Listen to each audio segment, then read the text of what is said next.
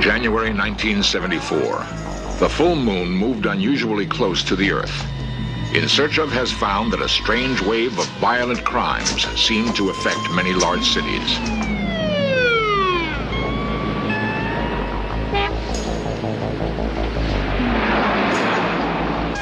Moon madness has long been a persistent myth, which scientists are now investigating with computer technology. Can the full moon drive men mad?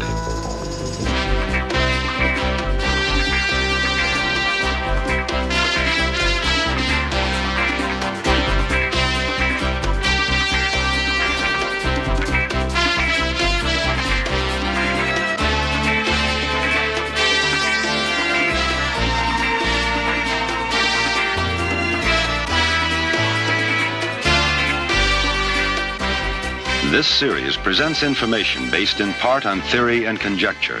The producer's purpose is to suggest some possible explanations, but not necessarily the only ones, to the mysteries we will examine.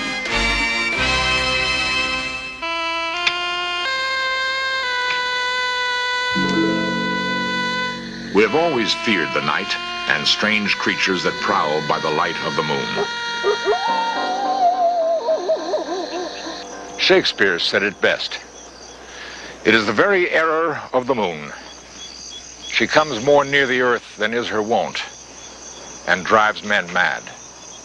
The Latin word for moon is luna, which is the root for our word lunatic, meaning moonstruck. And we've tried to contain our fear of the moon's powers in old legends. Many of these myths tell of the moon changing men into animals. One story in particular seems to haunt the collective unconscious of all humanity. The story is so persistent, it must resonate with our basic biological drives. Found all over Europe, Asia, and among many American Indian tribes, the tale is best told in an old German nursery rhyme. My child, take heed, be pure at heart, and say your prayers by night, or you may become a cursed wolf when the moon is full and bright.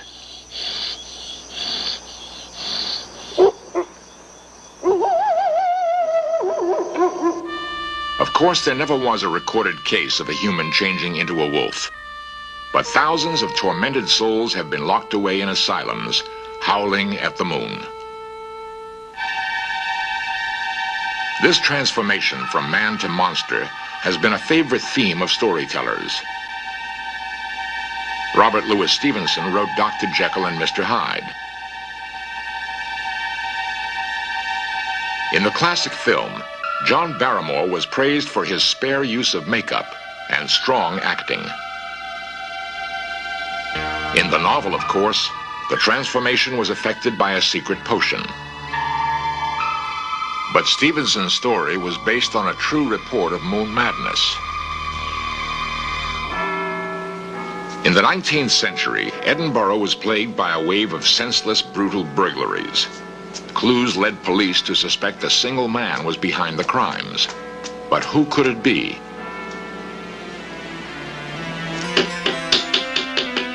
The last person to suspect was William Brodie, a deacon of the Cabinet Makers Guild, a church elder, and stalwart community leader. Police hesitated to even bother this respected, hard-working man. They reminded him to be on the lookout at the next full moon. The unknown Edinburgh criminal seemed to favor those nights. William Brodie was a classic case of multiple personality. In one body, two souls seemed to compete for dominance. The decent, hard-working artisan could normally maintain control, except at nights of the full moon.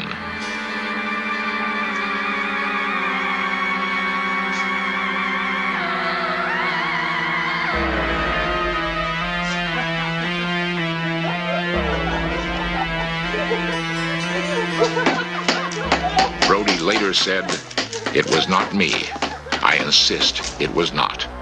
There was another person in the room with me. The crime wave continued. A reward for the unknown predator was doubled, and only the foolish walked alone at night.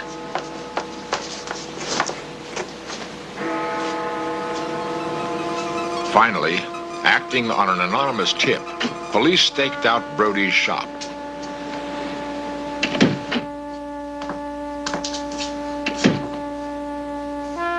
At his trial, Deacon Brody was to base his defense on lunacy, blaming the full moon. The jury was not sympathetic. He was promptly hanged. Miami psychiatrist Arnold Lieber is author of the book The Lunar Effect. His investigations into moon madness have stirred an ongoing scientific controversy. As a medical student, when I was doing my rotation on the psychiatric wards at the University of Miami Medical School, I noticed a rather interesting situation. I walked into the nursing station and said, "Hey, look what's going on out there. The natives are really restless tonight. What's happening?" The nurses and attendants laughed and jokingly told me, "Well, it's time of full moon. They always go crazy when it's like this." It was at that point that I decided, hey, we ought to take a look at this. Maybe there's something to it, and maybe there's not. If there isn't anything to it, why don't we design a study that will prove that it's malarkey? If there is something to it, then we may be able to make a valuable contribution to preventive psychiatry and criminology. So I set out to design such a study. The Dade County Medical Examiner's Office was Dr. Lieber's prime source of data. There, tens of thousands of murders had been meticulously cataloged and cross-referenced. What we did was to examine the murders in Dade County, Florida over a 15-year period in relation to the moon phase cycle. This study was the first time that adequate computer methodology using data samples over a long period of time and from different geographical areas were used in order to obtain our results. The strength of the peaks in our data were quite a surprise to us. What we found was a highly statistically significant increased frequency of murders, both at the full of the moon and the new of the moon in Dade County over a 15-year period. Miami was the first of several cities Dr. Lieber investigated. In each, he found evidence that violence waxed and waned with the moon. These peaks of violence at the full moon and again at new moon correspond to the times of highest tide. Could it be that some human beings go insane at high tide? Although everyone's affected by cosmic forces or geophysical forces to some extent, some people are in fact more susceptible to the triggering effects of these geophysical stresses than other people. I'm talking about emotionally unstable people, people in precarious balance with reality anyhow. These are people who are tiptoeing on the edge of reality. Borderline personalities, manic depressives, borderline schizophrenics, emotionally unstable individuals. These people seem to be uniquely susceptible to the triggering effects of geophysical or cosmic stresses. Anything may be enough to push them off.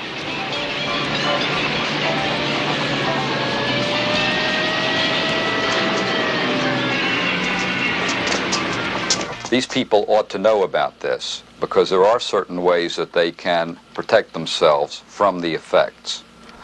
For example, if someone knows that they are uniquely triggered by the phases of the moon or by some sunspot activity, they may want to stay out of crowded places. They may want to avoid the bars. They may want to lock up their weapons at home. With this knowledge, police, fire rescue, and hospital emergency room people can prepare themselves for especially heavy loads during these times. They can lay on more people, they can expect heavier patient loads, and they can be prepared and therefore be in a position to protect life and limb. Based on his theory of biological tides, Dr. Lieber suspected that January 1974 should be a period of extreme danger. He issued a warning to authorities. Well, we're having an interesting coincidence of cosmic cycles coming up in about 2 weeks. There's going to be a full moon, a lunar perigee, and an eclipse. And this would be one of the times that we would predict an increase in the murder frequency and also in the qualitative nature, the bizarre type of sex-related murders that we've been having in the other two times that we pegged this. The first week in January, arson went on the upswing. Several cities reported a strange wave of fires and accidents.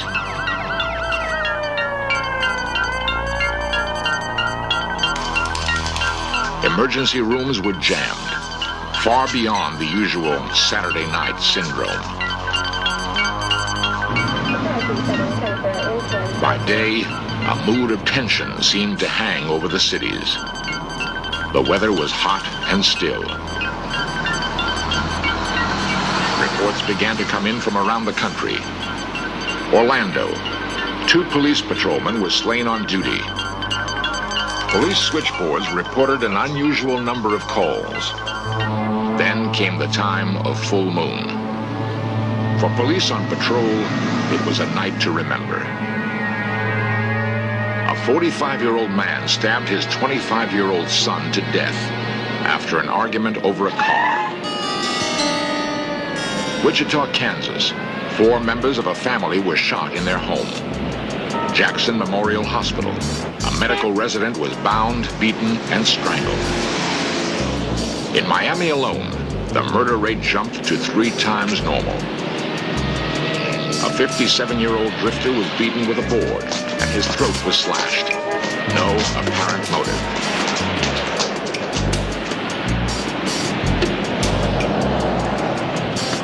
For 3 weeks, violent outbreaks continued across the nation. This was more than enough proof for Dr. Lieber. He considered his theory valid.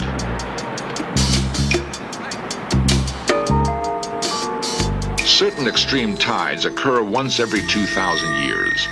The next is due in December 1990. Is there any defense against the madness that may strike again?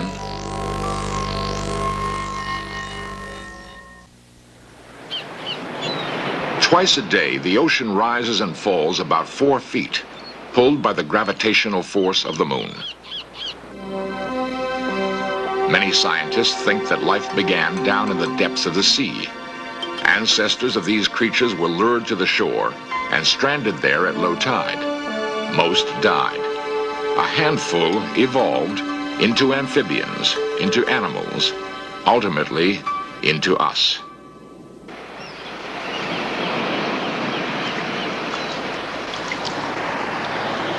Is it possible we can feel that time 1 billion years ago when we moved from the water up to the land and the air? Our bodies are still 75% water, the same salt water.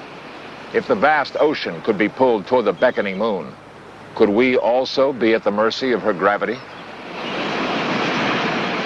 This theory of biotides has been received with skepticism by many scientists.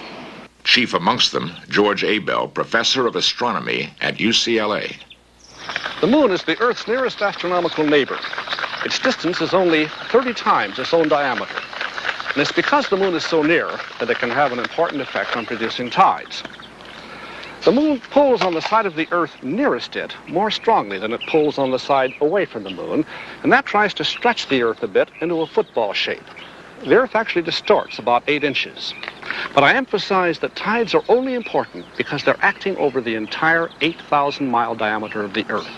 It depends on the distance over which they act. A 6-foot man is nothing in comparison. The moon can lower a man's weight by at most 1/100th of a gram, like a mosquito on his shoulder. And the effect of tides on the fluids of a person's body are 30 trillion times less than the weight of those same fluids. It's absolutely impossible that the biological tides can have any effect on human beings. Indeed, the tidal force exerted on me by this globe of the Earth is thousands of times stronger than the tides exerted on me by the moon. If tidal forces are too weak to influence human behavior, why then have we always felt the moon could affect us so strongly? For thousands of years, ancient peoples tried to solve that mystery. Many temples have been found to be computers in stone, designed to predict lunar phases and eclipses. Is it possible we remember a time when the moon may have triggered another step in evolution, the emergence of the first humans? In small family groups, they roamed the veldt, eking out a bare existence. It was a night of full moon, and they felt an instinct to take to the hunt. That moment is recreated here. They had moved down from the trees. They had given up grubbing for roots and were beginning to hunt other animals, rich in protein. With a hungry family waiting, the hunter knew this was no game. It was life or death. When the moon was full, he could see to track the skittish prey.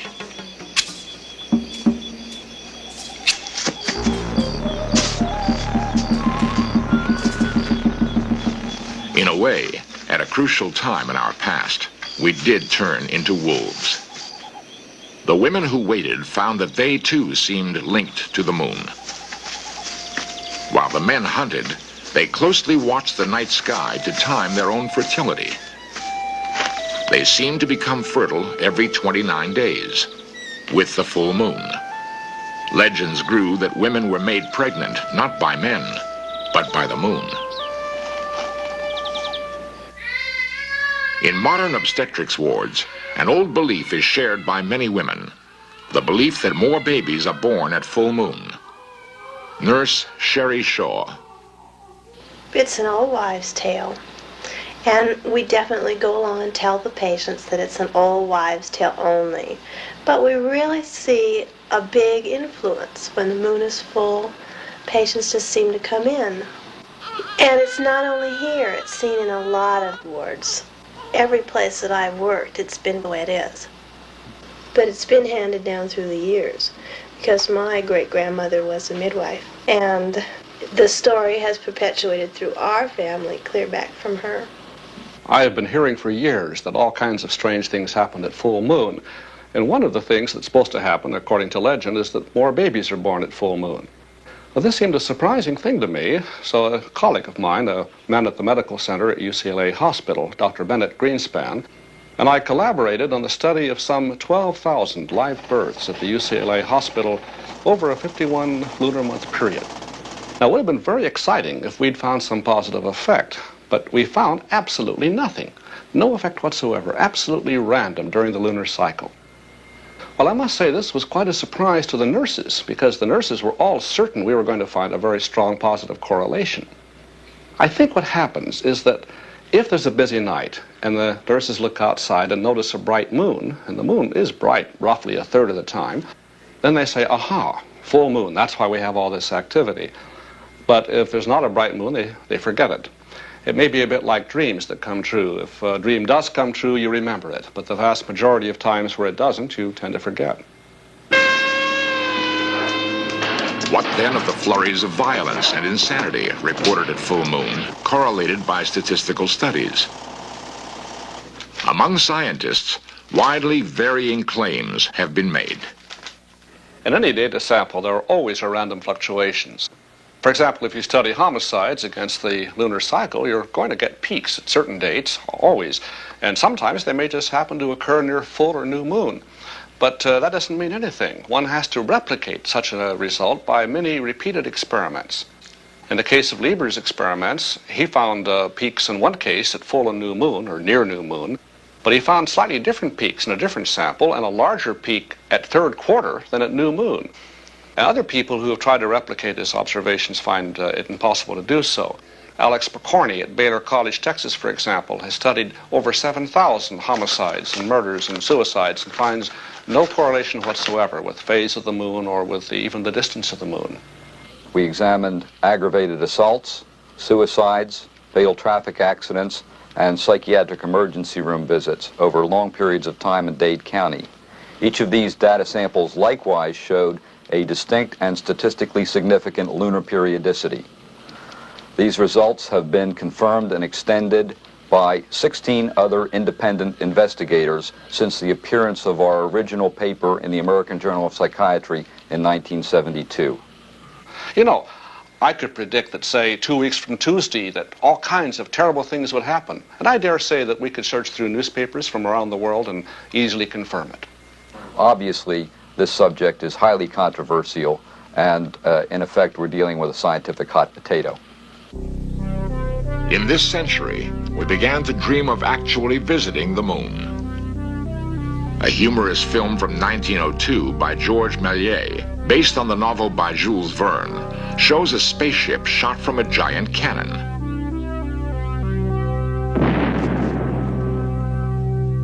Méliès predicted that such a journey could have dire consequences, and he showed the moon as a demonic face.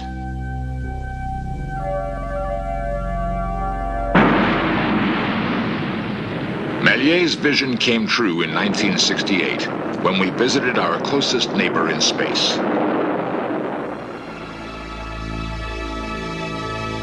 For one brief moment, we learned to fly through the heavens like angels, leaving behind on Earth our violence, our irrational impulses, leaving behind stubborn territorial instincts we inherited from the apes.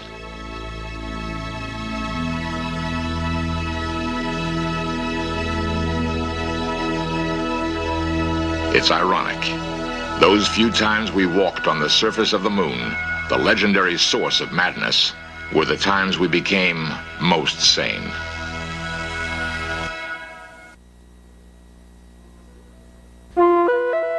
The Greeks and Romans worshipped Diana as the goddess of the moon. Beautiful, silvery, chaste Diana was the huntress. In the legends, however, Diana could change into Hecate, the goddess of witches, of evil, insanity, and terror. We have always feared that dark side of the moon. Perhaps we feel that we are really looking into the dark side of ourselves.